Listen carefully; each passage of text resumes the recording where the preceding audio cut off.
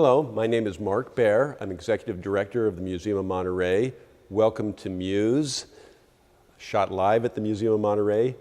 My guest this segment, I'm happy to say, is my dear friend, Arlene Krebs, who is also on the board of the Monterey History Art Association and the Museum of Monterey. It wouldn't really be possible to do this job without her. And so first of all, I want to start talking about you. Let's talk a little bit about you and what you do in the community. All of my work has been involved in arts, education, and technology. That's my mantra throughout my career. I have been a communications professor by training for over 30 years, teaching in the area of new media and its social and cultural impact. And I have been working at CSU Monterey Bay for the past 14 years. I founded a wireless education and technology center, one of the first in the nation, way back in 2002, 2003. And from that center, a lot of my work has been involved in the community in terms of broadband infrastructure, access, and adoption. So you recently won or became the California Broadband Champion. You just recently won this award, which is very prestigious, and we're all thrilled for you. And so what does this mean in terms of 'cause people understand what broadband is, but how does it really matter in the community? How does your work really matter? Thank you. I am one of the first, this is the first year of the award, and I am one of 12 broadband champions. And for the past 13 plus years, I've been seminal in organizing the Central Coast Broadband Consortium. The university has played a very large role. The idea of broadband for our tri-coastal region, San Benito, Santa Cruz, and Monterey counties, is to provide access in rural and unserved and underserved areas. It's almost unheard of today that there are big pockets, regions where there's minimal or no infrastructure. You can think of Big Sur where there's no cell phone, and we could think about the big wildfires a few years ago, and there wasn't even cell phone or any access for first responders. So broadband is important in terms of public safety. Broadband is important in terms of education, the connectivity between the school, the home, the library. Broadband is important in terms of telehealth services, government and social services, and everything that we take for granted, which many people do not have access to. There is not the infrastructure in regions. There is not the technology at an affordable rate for people. There is not internet subscriptions at affordable rate. So my work now is very community oriented in trying to help solve that triangle of infrastructure, access to technology and broadband infrastructure, training and learning and adoption. Okay, that brings us to the museum. And again, serving the community is one of our major missions here. And one of the programs you are instrumental in bringing here, you wrote the grant and you oversaw the curriculum, is a program we call Enriching Lives. And let's share a little bit about that.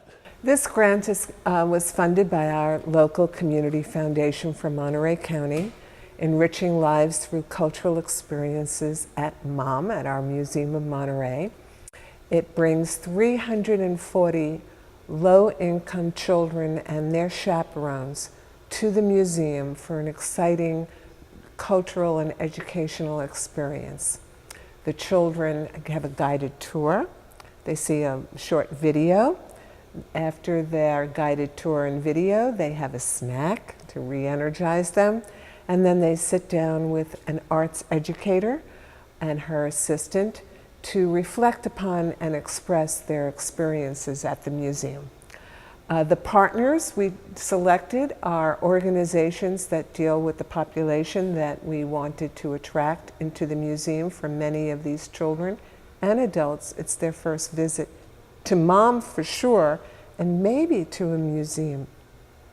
And the partners include representatives from throughout our Monterey County region, including Sol Trejas, based in King City, Alisal Center of the Arts in Salinas, Community Partnership for Youth in Seaside, the Village Project in Seaside, the Big Sur Charter School, and Shelter Outreach Plus, which helps homeless families and children gain access to secure housing. So the project is very exciting. It's been going really well. The children said they want to come back here. They can do this forever, one young child wrote. And I guess their artwork expresses this. I know they go home from the museum with a present, a model to do, or a drawing, or some artifact from the museum.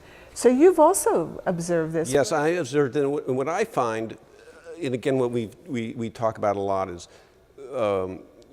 being in the museum, and when we do something that we feel we're doing something important, Yes. nourishing, enriching, we feel that we have a reason to be. Mm-hmm. In other words, again, many nonprofits are very stressed.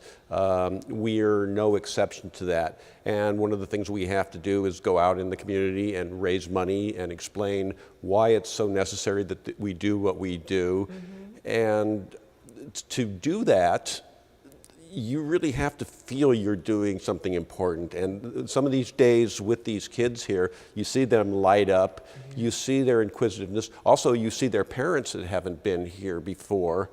And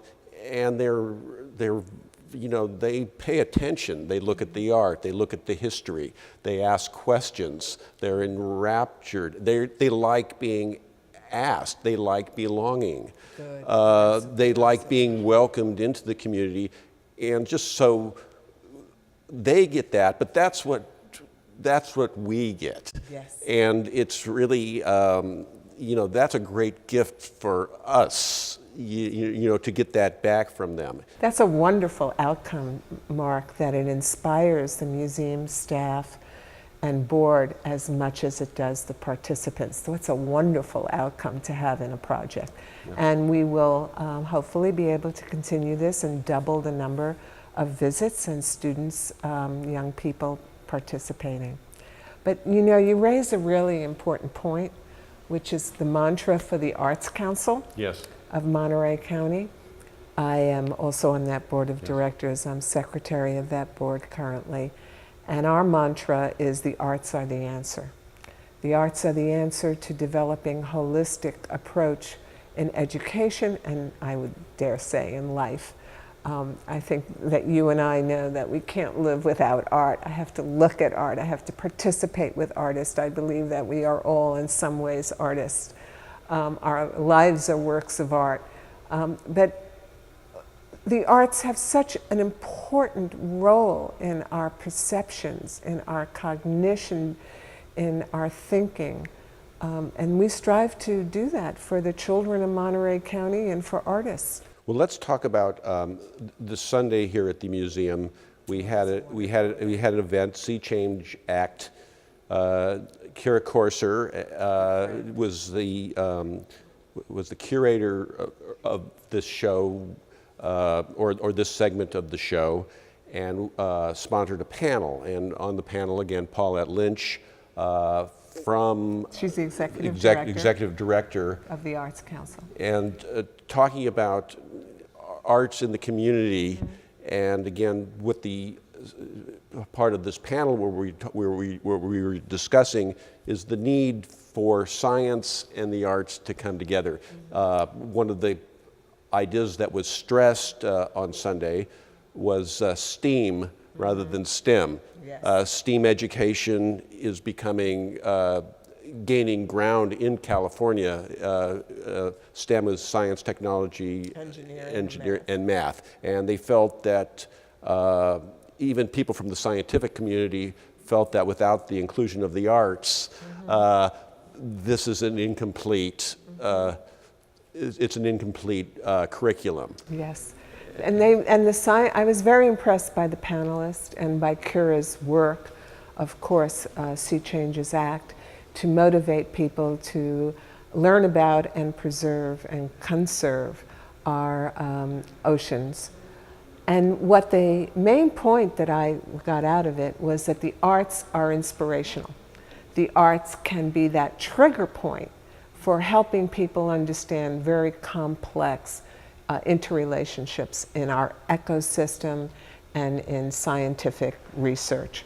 So in the museum, again, history, innovation, our maritime heritage and our oceanic sciences here, Yes. and the arts. So we try to blend this conversation together. That's what our mission is, to tell those stories at the Museum of Monterey. And again, what we always ask ourselves is, because we do have to go out and ask you, the community, for funding, what are we doing that's important? Why are we important? And why is a museum important in the community? I know this museum, for instance, is the only place where Monterey history and California history is demonstrated in the area. And kudos to you, Mark, for creating so many wonderful events here of interest to young and old, to arts enthusiasts, science enthusiasts. The array of programming that we're doing here is really striking, remarkable. What we should consider is how fortunate a city we are to have our own museum. That ranks us right up there with New York, Amsterdam, other great cities of the world that have a museum. But what I feel is the community doesn't know enough about our museum.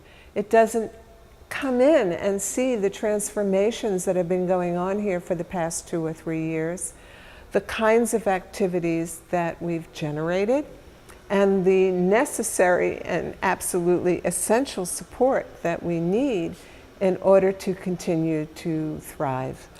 For instance, just as a part of this, one of the things that we were looking at, we had this fabulous Italian event a few weeks ago, bringing the Italian community together for a dedication of the Italian Sicilian fishing community.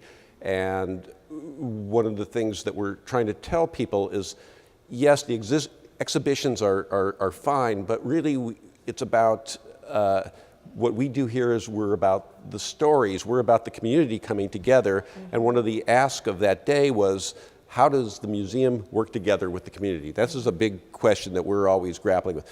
So one of the outcomes of that day is we began this show with Peter Caniglio, who is a former mayor. His father, Pietro Ferrante, was one of the original fishermen here and one of the original builders of this industry.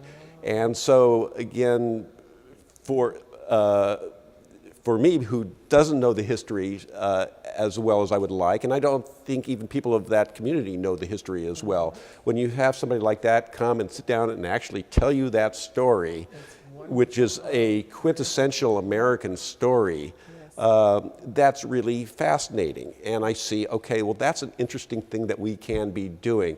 Well, I just hope the community understands the message of what a vital, vibrant, inclusive place MOM and MHAA strives to be. My guest, Arlene Krebs, thank you so much.